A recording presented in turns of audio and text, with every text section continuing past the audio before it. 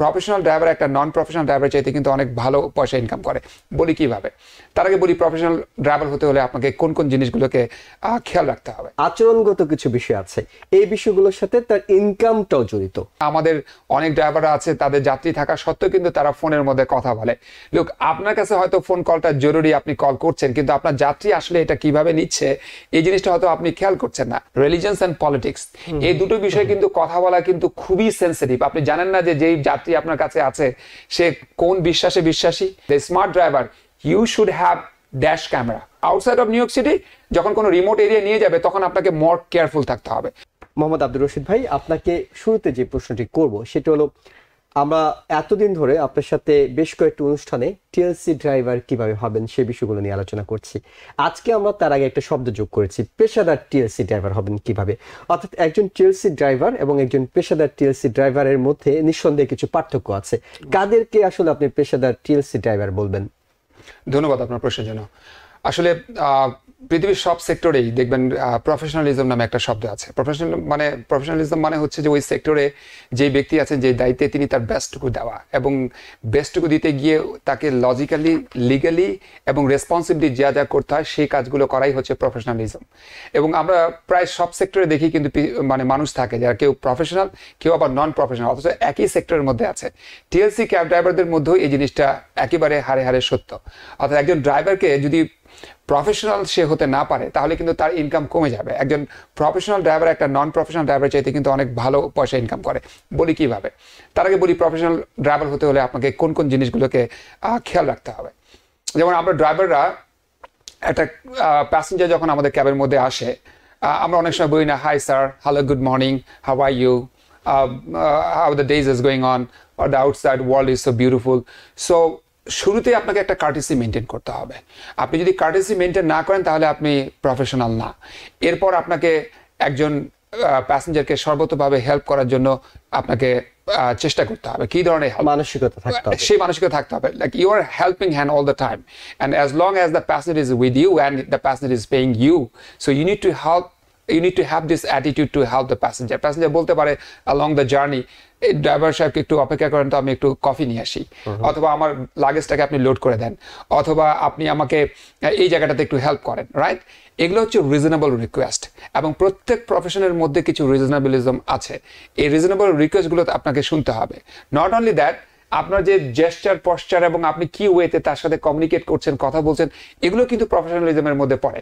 আমি দেখি আমাদের কমিউনিটির অনেক ড্রাইভাররা তারা যখন কথা বলে প্যাসেঞ্জারের সাথে, শুরুতে কোন সেন্টেন্সটা ইউজ করা উচিত এবং আপনি কথা বলার ক্ষেত্রে আপনার মনোযোগটা কতখানি ফোকাসড প্যাসেঞ্জারের প্রতি, আপনি হাসছেন কিনা, আপনার বডি ল্যাঙ্গুয়েজে আপনি কথা বলছেন কিনা, নাকি শুধু আপনার লিপসগুলোই নড়তেছে, আপনি শুধু লিপস দিয়ে কথা বলতেছেন, এগুলো অনেক কিছু ডিপেন্ড করে to connect the passenger with your mind, and you become friendly with them, and the more you are friendly with them and more you are professional, you can get more tips, you can get more money, and maybe আপনি যদি কোনো বেজের সাথে কাজ করেন, হয়তো আপনার passenger বলবে, can I get your card please, if next time I need a cab to go to Washington DC or somewhere in a long distance, I'll call you. এইভাবে কিন্তু অনেক ড্রাইভার আছে খুবই ভালো পয়সা ইনকাম করে just because of their professionalism. নিঃসন্দেহে আমরা হয়তো অনেকেই শুরুতে ভাবছিলাম যে প্রফেশনাল ড্রাইভার মানে আমরা যিনি ফুল টাইম কাজ করেন তাকে আমরা প্রফেশনাল বলছি, যিনি অল্প সময় হয়তো অন্য কোনো কাজের পাশাপাশি করছেন তাকে হয়তো প্রফেশনাল বলছে না। কিন্তু আপনি বলছেন আচরণগত কিছু বিষয় আছে, এই বিষয়গুলোর সাথে তার ইনকামটাও জড়িত। অর্থাৎ যত বেশি প্রফেশনাল হবেন আপনি তত বেশি। আমরা এমনটা দেখি যে হয়তো যাত্রী হিসাবে উঠার পরে, নিঃসন্দেহে আমাদের যাত্রী হিসাবে সবারই অভিজ্ঞতা আছে, ড্রাইভার যিনি ড্রাইভ করছেন তিনি হয়তো উচ্চ স্বরে গান চালিয়ে রাখছেন, তার পছন্দের গান তিনি চালিয়ে রাখছেন, কিংবা তার হয়তো ক্যাবটা পরিষ্কার না, অন্য ক্যাবগুলোর তুলনায় পরিষ্কার না। এই ধরনের বিষয়গুলো তো ছোটখাটো বিষয়, খুবই অবশ্যই। আসলে প্রফেশনালিজম ওয়ার্ডটা হচ্ছে কিন্তু অনেক বড় একটা ওয়ার্ড, এটা অল্প কথায় শেষ করা যাবে না।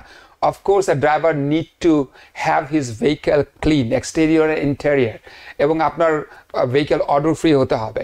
আপনি যাতে ফোনে কথা না বলেন, যেমন আমাদের অনেক ড্রাইভাররা আছে তাদের যাত্রী থাকা সত্ত্বেও কিন্তু তারা ফোনের মধ্যে কথা বলে।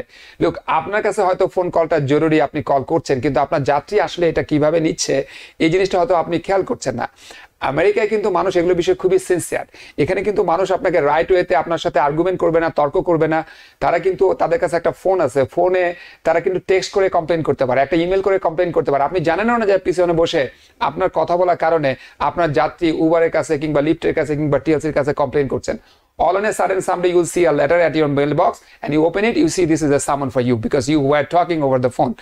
তো আমরা আমাদেরকে টিএলসি আইনে কিন্তু এটা সম্পূর্ণরূপে নিষেধ করে দেওয়া হয়েছে যে একজন professional driver he must not engage in phone activities or calling someone or talking someone over the phone while he has the passenger. কিন্তু তারপর আমরা দেখি ড্রাইভার এটা অনবরত করে। তারপরে আরো প্রফেশনালিজমের মধ্যে পড়ে যে আপনি নিউ ইয়র্ক সিটিকে ভালো করে চেনেন কিনা। অনেক আমরা জানি নিউ ইয়র্ক সিটিতে প্রায় 10 মিলিয়ন টুরিস্ট আসে প্রতি বছর এই শহরের মধ্যে, এবং তারা আমাদের জন্য টাকা নিয়ে আসে, ডলার নিয়ে আসে, এবং আমি সার্ভিস দিই ড্রাইভার হিসেবে এবং তার ডলারটা আমার পকেটের মধ্যে ঢোকাই, রাইট? তো এখন আমি যদি একজন জাপান থেকে আসা একজন টুরিস্টকে সে আমাকে জিজ্ঞেস করলো where is Times Square, where is United Nations headquarter, তো আমি জানি যে জিপিএস দিয়ে আমি যে কোনো জায়গায় যেতে পারি আমেরিকার, কিন্তু to know the information and to provide this information to our customer, sometime it can help them and they can be please on you. In exchange of that সে হয়তো আপনাকে $2 বা $3 টিপস দিত, কিন্তু আপনি তাকে একটা ভালো ইনফরমেশন দিতে পেরেছেন বলে he don't mind to give you $5 or $10। যখন আমি ট্যাক্সি ক্যাব ড্রাইভার ছিলাম, আমার কাছে মনে পড়ে একটি ঘটনা। আমি একজন যাত্রীকে নিউ জার্সিতে নিয়ে গেছিলাম, প্রায় এটা $150 নেগোশিয়েটেড ফেয়ার ছিল। যাত্রী আমার সাথে অনেক বিষয় নিয়ে কথা বলছিল, তার চাইতে দুটো টপিকস ছিল তার মধ্যে সবচেয়ে বেশি হার্ড টপিক। এই বিষয়গুলো কিন্তু কথা বলার ক্ষেত্রে কিন্তু ড্রাইভারদেরকে খুবই সিনসিয়ার হতে হবে। যদি আপনি না জানেন এই বিষয়গুলোতে একদমই কথা বলবেন না, আপনি কোর্স চেঞ্জ করে দিতে পারেন, অন্য টপিকস নিয়ে আসতে পারেন, অন্য প্রসঙ্গে নিয়ে যান। রাজনীতি এবং রিলিজিয়ন্স অ্যান্ড পলিটিক্স, এই দুটো বিষয়ে কিন্তু কথা বলা কিন্তু খুবই সেন্সিটিভ। আপনি জানেন না যে যেই যাত্রী আপনার কাছে আছে সে কোন বিশ্বাসে বিশ্বাসী, সে বিশ্বাসী কি আদৌ কিনা, কিংবা সে কোন পলিটিক্স করে। আপনি হয়তো একটা ডাইহার্ড ডেমোক্র্যাট সাপোর্টার, সে হয়তো ডাইহার্ড রিপাবলিকান সাপোর্টার, এবং সে আপনার সাথে রাজনীতি নিয়ে কথা বললো, আপনি খুব চমৎকার ভাবে আপনার দলের প্রশংসা করলেন, এই করলেন সেই করলেন, আপনি জানেন না এটা সে কিভাবে নিচ্ছে। সেই দিন এই জাতিটা আমার সাথে ধর্ম এবং রাজনীতি দুটো বিষয় নিয়ে খুব হার্ড টক করা শুরু করছিল, but thanks god, you know, I was answering him logically all issues that he was asking me question, because আমি যদি তার প্রশ্নের জবাব না দিই বা তার সাথে যদি কথা না বলি, এটাও কিন্তু সে অন্যভাবে নিতে পারে। One side I have to talk to him, I have to communicate with him. On the other side I need to be careful which words I'm choosing to communicate with him, কারণ ওয়ার্ডস gives your mind. আপনি যা কথা বলেন এটা কিন্তু আপনার মন থেকে আসে, আপনার মন কি সে কিন্তু আপনার কথার ওয়ার্ডসের মধ্যে দিয়ে ধরে ফেলবে। এই কারণে আপনাকে খুবই পিক অ্যান্ড চুজ করার ক্ষেত্রে খুবই সচেতন হতে হবে। এবং সেই যাত্রীর সাথে কথাগুলো বলতে বলতে প্রায় 1 ঘন্টার জার্নি ছিল মন্টেক্লেয়ার নিউ জার্সি। সে আমাকে শেষে $150 ভাড়া দেওয়ার পর দুটো $100 বিল আমাকে টিপস হিসেবে দিয়েছিল এবং বলেছিল, you are a amazing driver, believe me, you have answer all the questions I asked you. কিন্তু একটা সমস্যা হয়ে যায়, আপনি হয়তো ভালো বুঝতে পারেন, অর্থাৎ যারা আপনাকে যেহেতু ভিন্ন ভাষার মানুষজনকে ডিল করতে হচ্ছে, অনেকেই ট্যাক্সি ড্রাইভিং করছেন, তাদের হয়তো কনভারসেশনে তারা ঠিক ওই মানের নয়, অর্থাৎ তিনি হয়তো খুব ভালো ইংরেজি জানেন না, তিনি তখন টেকনিক্যালি কি করবেন আপনার অভিজ্ঞতা থেকে? চমৎকার। এখন লুক, আমরা এমন একটা মডার্ন টেকনোলজি যুগে বসবাস করছি যে সবকিছু এখন আমাদের হাতের নাগালে। এই যে ফোনটা আছে, the whole world is with me, I can find anything, I can translate any language, I can even speak to this app and the app will translate my words.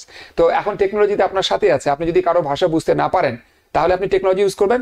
But তারপর আমি বলি যে ইংলিশ জানাটা, English ল্যাঙ্গুয়েজে communication করাটা খুবই বেশি জরুরি, কারণ এটি একটি আন্তর্জাতিক ল্যাঙ্গুয়েজ, এটি একটি বিজনেস ল্যাঙ্গুয়েজ। পৃথিবীর এমন কোনো দেশ নেই যে দেশে ইংরেজি ভাষা চলে না। সুতরাং এই দেশে আপনাকে ইংরেজি ভাষায় পারদর্শী হতে হবে।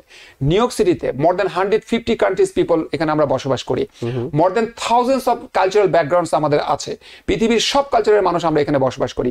এমন হতে পারে আপনি একজনের হয়তো বডি ল্যাঙ্গুয়েজ বুঝতে পারছেন না, স্টেট অফ মাইন্ড বুঝতে পারছেন না, তার ভাষাও আপনি ঠিক মতো বুঝতে পারছেন, ইভেন কি সে ইংলিশ বলতেছে কিন্তু এমন পিকুলিয়ার ওয়েতে সে প্রোনাউন্স করতেছে যে আপনি তার ভাষাটা বুঝতেও পারতেছেন না। তাহলে এই ক্ষেত্রে কি এই টাফ এন্ড ডিফিকাল্ট সিচুয়েশন গুলো কিন্তু ড্রাইভাররা হর হামেশা ফেস করে। আমি বলবো, first rule, be respective to people, be receptive, try to understand their state of mind through their body language and be submissive to them. আপনি যদি বুঝতে না পারেন আপনি আপনার বেসকে কল করতে পারেন। আপনি যদি নিউ ইয়র্ক সিটি 311 নাম্বারে কল করেন, 311 থেকেও আপনাকে হেল্প করবে।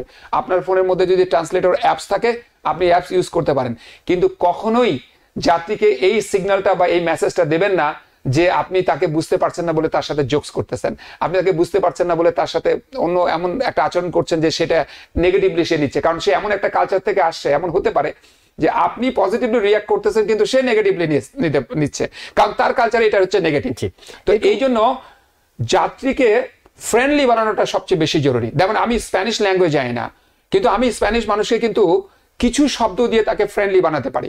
আপনি যদি ফ্রেন্ডলি বানাতে পারেন তাহলে আপনি অনেক দূরে অনেক ল্যাঙ্গুয়েজ ইউজ করতে পারেন যেটা তারা হয়তো মাইন্ড নাও করতে পারে, কিন্তু আপনি যদি ফ্রেন্ডলি বানাতে না পারেন তাহলে কিন্তু এরা মাইন্ড করতে পারে। এই জন্য ইংলিশ ল্যাঙ্গুয়েজটা আয়ত্ত করাটা খুব জরুরি। যেমন আমি 2004-এ যখন আমেরিকা আসি, my English was not good, and যখন আমি প্রথম ট্যাক্সি ক্যাব ড্রাইভার হলাম, my accent was British accent, and I talk with them with British accent and they talk with me with American accent. সে আমারে বুঝে না, আমি তারে বুঝি না। আমি তো এটা নিয়ে বহুত সমস্যার মধ্যে পড়ে গেলাম। মাঝে মাঝে দেখা যাচ্ছে দুজনের মধ্যে কনফ্লিক্ট তৈরি হচ্ছে। তখন আমি কি করলাম, যাত্রী যখনই আমার গাড়িতে থাকে না তখন আমি রেডিও চালু করে দিতাম, রেডিও চালু করে দিয়ে আমেরিকান অ্যাকসেন্ট গুলোকে আয়ত্ত করার চেষ্টা করতাম। এই 2 থেকে 250 ভোকাবুলারি যদি আপনি নোট করতে পারেন আপনার নিউজ থেকে, যে ওরা কি ধরনের শব্দগুলো ইউজ করে আর ল্যাঙ্গুয়েজগুলো ইউজ করে, this is more than enough to communicate with anyone in this country. তো আপনি সেগুলো আমি নোট করতাম, বাসায় গিয়ে এগুলোর মিনিং বের করতাম এবং সিনোনিম বের করতাম, আমি সেগুলো আবার মুখস্থ করতাম। পরের দিন এসে যখন আবার যাত্রী আমার গাড়িতে উঠতো, আমি ইচ্ছাকৃতভাবে ওই শব্দগুলি তাদের সাথে প্র্যাকটিস করতাম তাদের ওয়েতে, যেভাবে করে রেডিওতে শুনতাম। অর্থাৎ খুব চমৎকার কিছু ওয়েতে আপনি নিজেকে ইমপ্রুভ করে নিতে হবে। যে প্রফেশনে আপনি থাকেন না কেন, সেই প্রফেশনেই আপনাকে নিজেকে ইমপ্রুভ করার একটা বিষয় আছে। আমরা একটু টেকনিক্যাল কিছু বিষয় আপনার কাছে জানি, সেটা হলো আমরা প্রায় জানি যে ড্রাইভারদের বিরুদ্ধে কমপ্লেন করলে টিএলসি সমন জারি করে। আবার অন্য সময় এমনটা হয় যে উবার কিংবা অন্যরা যারা আছেন তারা হয়তো ড্রাইভারদের নানা ধরনের শাস্তি দিয়ে থাকে যদি কোনো প্যাসেঞ্জার তার নামে কমপ্লেন করে, সেটা কেন হয়? ওকে, ভেরি চমৎকার একটা প্রশ্ন, এবং এই প্রশ্নটা অনেক ড্রাইভারেরই এই উত্তরটা জানা দরকার। যে লুক, আমেরিকা হচ্ছে একটা first of all free economic country and it is also the country that believes in consumers choice. Consumer প্রেফারেন্সটা এখানে সবচেয়ে বেশি। একটা রেস্টুরেন্টে যদি আপনি খেতে যান, সেই রেস্টুরেন্ট যদি খাবার কোয়ালিটি মেনটেন না করে, এখানে এসে কিন্তু বড় অঙ্কের টিকিট, ইভেন কি প্রয়োজনে কিন্তু সেই রেস্টুরেন্টটা বন্ধ করে দেওয়া হবে, এত বেশি কোয়ালিটি মেনটেন করা হয়। এই দেশে বিলিভ করা হয় যে customer is always right, the consumer is always right. So আপনার কাছে যখন একটা প্যাসেঞ্জার থাকবে, আপনি ধরে নেবেন যে সে যেটা বলবে সেটা রাইট। সে যদি বলে যে এই ওয়েতে যাবো, আমি এই ওয়েতে যাবো না, আর তুমি এই হাইওয়েটা নিও না, তুমি ওই হাইওয়েটা নিও, হি ইজ পেইং ইউ।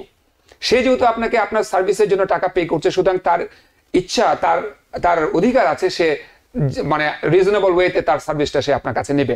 আপনি যদি এটা না শোনেন তাহলে সে আপনার বিরুদ্ধে কমপ্লেন করবে, এবং কমপ্লেন করার পথগুলো কিন্তু এই দেশে খুবই সহজ। টেক্সট করে, ফোন করে, ইমেল করে কিন্তু কমপ্লেন করা যায়। এবং টিএলসি এবং উবার বা লিফট, লুক, এরা কারোর শত্রু না। আমেরিকাতে কেউ ইন্টেনশনালি কাউকে পানিশমেন্ট দেয় না। There is a reason, there is a ground. কারণ টিএলসি, উবার, লিফট, এদের সবারই একটা রেসপন্সিবিলিটি আছে নিউ ইয়র্ক সিটিতে বেস্ট সার্ভিস প্রোভাইড করা, কোয়ালিটি সার্ভিস প্রোভাইড করা। এবং এই কোয়ালিটি সার্ভিস প্রোভাইড করতে গেলে তাদেরকে একদিকে যেমন ড্রাইভারদেরকে কন্ট্রোল অ্যান্ড ব্যালেন্স করতে হয়, অন্যদিকে কনজিউমার যারা সারা পৃথিবী থেকে মানুষ এই শহরের মধ্যে আসতেছে তাদেরকেও একটা বেস্ট সার্ভিস দিতে হবে।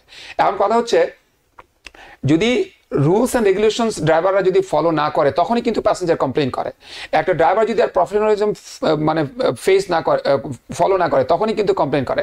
অনেক সময় ড্রাইভাররা ডিসক্রিমিনেট করে, because I know from your language and from your body that which part of the world you are from, and then I approach you like that in that way. So অনেকে কিন্তু discriminated feel করে। এই কমপ্লেনগুলো কিন্তু হর হামেশায় আছে। যেমন service animal, অনেকে আমরা জানি না যে সার্ভিস অ্যানিমাল আসলে কোনটা। আমরা কুকুর দেখলেই আমরা রিফিউজ করি প্যাসেঞ্জার। আপনাকে জানতে হবে একটা সার্ভিস অ্যানিমাল হচ্ছে এমন একটা animal, it is specially train to perform a specific task for the master, and if you don't know whether this is a service animal or not, you ask question, is this a service animal, or what kind of service does it provide to you, and the passenger give you a reasonable answer, take it. আপনি অ্যানিমালকে refuse করিয়েন না। কুকুর হচ্ছে একটা মানুষের পরেই, human being এর পরেই একটা সেন্সিটিভ অ্যানিমাল। এবং আমেরিকার আপনি দেখবেন যে আমেরিকার মিলিটারিতে ইভেন কি মেজর র্যাঙ্কেরও কুকুর আছে। It's so helpful. সো কুকুরকে ডিসক্রিমিনেট করেন না। আর ডিসক্রিমিনেট করবেন না হচ্ছে যে ব্যক্তিরা ডিসেবল। আমেরিকা কিন্তু মানবাধিকারের দেশ। ডিসেবল পিপলদের কিন্তু প্রচুর অধিকার আমাদের শহরের মধ্যে, তাদের জন্য আলাদা ডিপার্টমেন্ট পর্যন্ত আছে। এই ডিসেবল মানুষদেরকে হোম কেয়ার পর্যন্ত দেওয়া হয়, ঘরে বসে রেখে তার সন্তানরা তাকে টেক কেয়ার করলেও কিন্তু তাদেরকে বিনিময়ে পারিশ্রমিক দেওয়া হয়। এত বেশি সেন্সিটিভ আমরা আমাদের ডিসেবল পিপলদের জন্য। এদেরকে কোনোভাবেই আপনি বিরক্ত করবেন না, ডিসক্রিমিনেট করবেন না, এদেরকে সর্বতভাবে হেল্প করবেন, কারণ তারা খুবই সেন্সিটিভ। তারা যদি দেখে আপনি তাদেরকে রেসপেক্ট করতে ভুলে গেছেন, তারা কিন্তু কমপ্লেন করতে পারে। And if a disable person complain against you, you have a bad day waiting for you. সো এই জন্য তাদেরকে আপনাকে সবসময় মনে রাখতে হবে যে এদেরকে আপনি হেল্প করার জন্যই এই ইন্ডাস্ট্রিতে আসছেন। এছাড়াও আপনাকে আরো অনেক কিছু মেনটেন করতে হবে, বিশেষ করে রুলস এন্ড রেগুলেশন। টিএলসি যখনই কোনো রুলস এন্ড রেগুলেশন চেঞ্জ করে তারা কিন্তু ড্রাইভারদেরকে ইমেল করে, ড্রাইভাররা ওয়েবসাইটেও কিন্তু এটা ফাইন্ড করে। বাট টিএলসি এটা মাঠে নেমে দেখেছে এবং আমরাও দেখেছি ড্রাইভাররা কখনো ওয়েবসাইটে ঢুকেও না, কোনো ইমেল পড়েও না। এটা কেন, এটা আপনাকে জানতে হবে। যেহেতু আপনি এই প্রফেশনে যদি ফুল টাইম ড্রাইভার হন, আপনি যদি লং টাইম ড্রাইভ করতে চান, তাহলে you need to know your industry, you need to communicate with TLC, you need to know the pulse of the TLC. এবং নিউ ইয়র্ক সিটির কালচারও আপনাকে বুঝতে হবে। উবার, লিফট, এদের কাছে কোনো কমপ্লেন আসলে এরা ড্রাইভারকে সাথে সাথে ডিঅ্যাক্টিভেট করে। Again the passenger is always right. So passenger যদি কোনো কমপ্লেন করে থাকে তাহলে তাদেরকে সেটা শুনতে হবে, কারণ ফাইনালি এই যে উবার, দেখেন Uber like a company, it's around like $150 billion company in share market, right? এত টাকার মালিক তারা কোথায় থেকে হয়েছে, কিভাবে টাকাগুলো এসছে? প্যাসেঞ্জারের পকেট থেকে এসছে।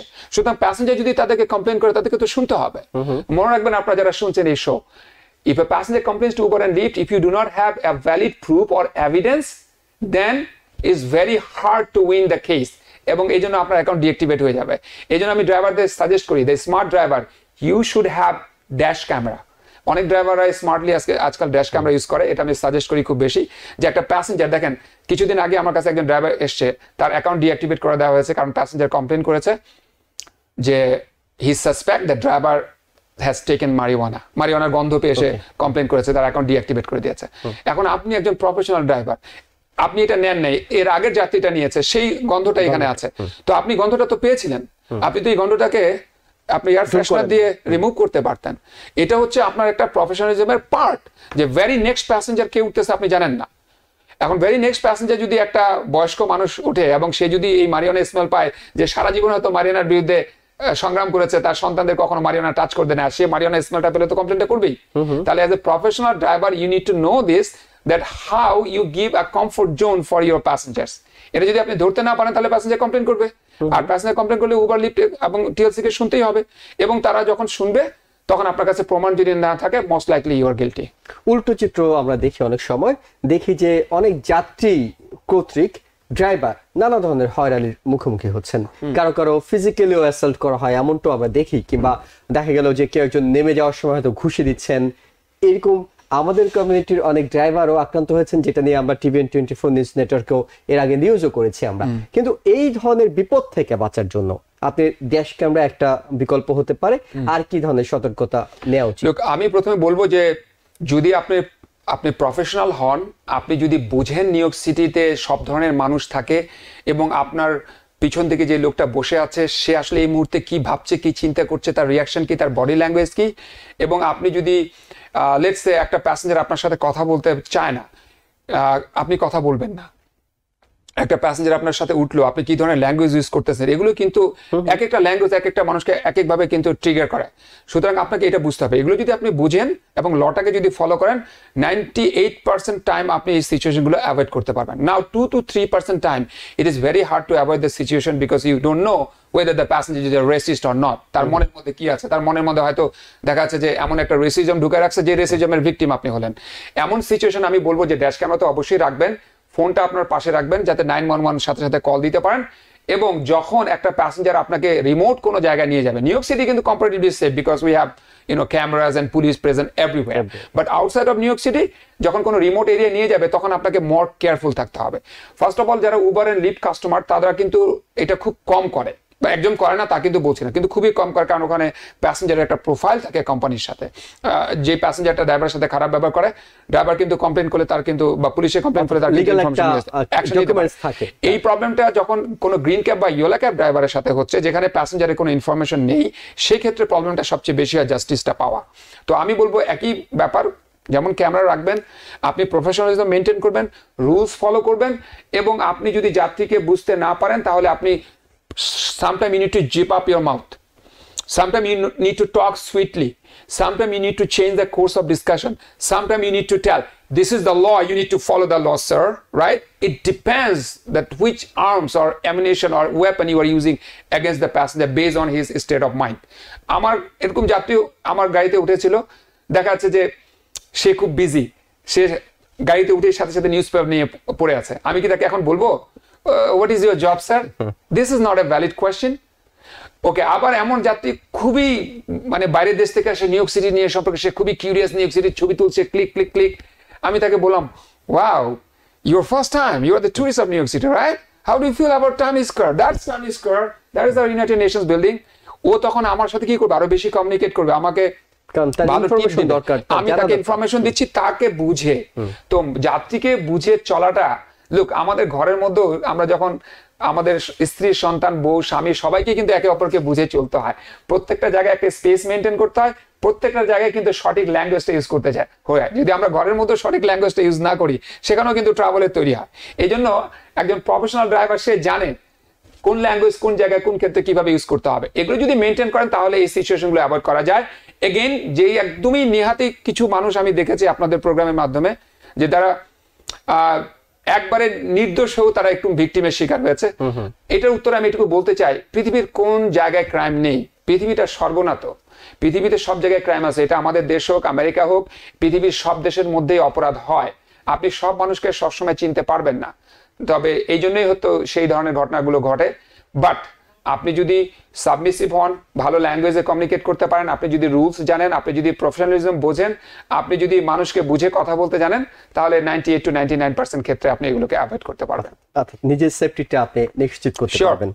অনেক ধন্যবাদ আব্দুর রশিদ ভাই, আপনি খুবই গুরুত্বপূর্ণ কিছু তথ্য দিয়েছেন। বিশেষ করে আমরা শুধুমাত্র যারা ড্রাইভার হতে চান তাদের ব্যাপারে হয়তো কি ধরনের ডকুমেন্টস লাগছিল কিংবা কি কি ধরনের লাভ হবে সেটি নিয়ে কথা বলার পাশাপাশি আজকে যে আলোচনাগুলো করেছি এটা আসলে তাদের ক্যারিয়ারটাকে, অর্থাৎ যারা প্রফেশনালি এই পেশায় থাকতে চান তাদেরকে অনেক বেশি রিচ করবে বলে আমাদের বিশ্বাস। এবং দর্শক আপনারা যারা দেখছিলেন, নিঃসন্দেহে আপনারা যদি ভবিষ্যতে টিএলসি ড্রাইভার হিসাবে নিজেদের ক্যারিয়ার গড়তে চান কিংবা যারা এখন আছেন তারাও নিশ্চয়ই এই পরামর্শগুলো ফলো করলে আপনাদের ইনকামটার পাশাপাশি নিজেদের সেফটিটা অনেক ভালোভাবে এনশিওর করতে পারবেন। নিউ ইয়র্ক থেকে সম্প্রচারিত TVN 24 টেলিভিশন, বিশ্বজুড়ে বাঙালির কণ্ঠস্বর।